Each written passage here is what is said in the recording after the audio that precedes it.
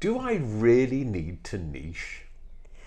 That's the question we're going to be answering on today's episode of Ask Emma and Tim.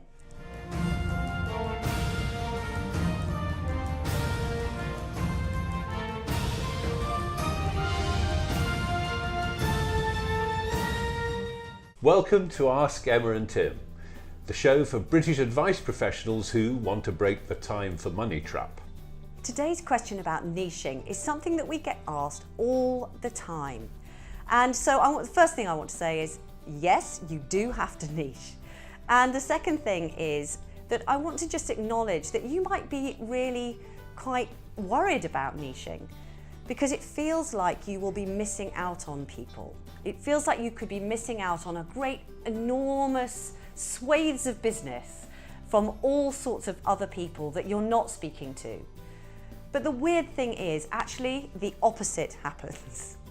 That's absolutely right, because niching has some really significant benefits, particularly for smaller businesses, for one-people bands. How many resources have you got? Not that many. You have to focus your resources to make the best use of them.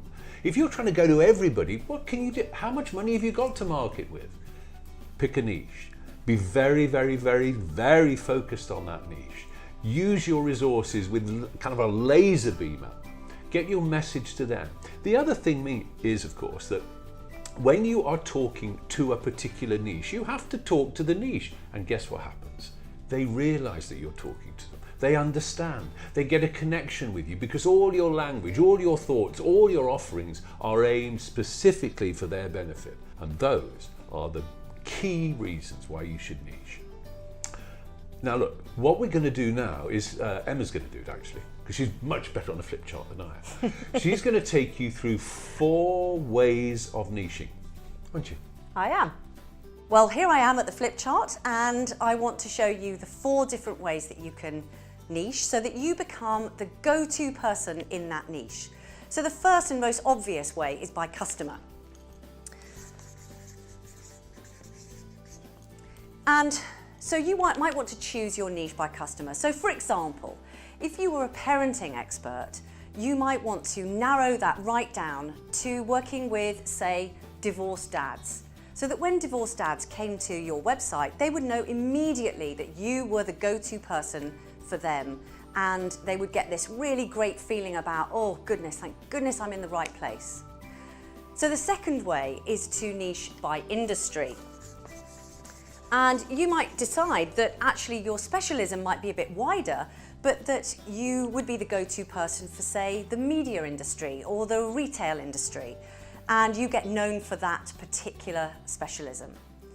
And the third one is by geography. And that's where you would decide that you're going to be the go-to person, the go-to coach for your particular local area. Would be the most sensible thing, unless you decided that you were going to be the go-to coach in somewhere exotic. But choose your local area, and people then will know you within your locality. And the fourth and final way is by subject.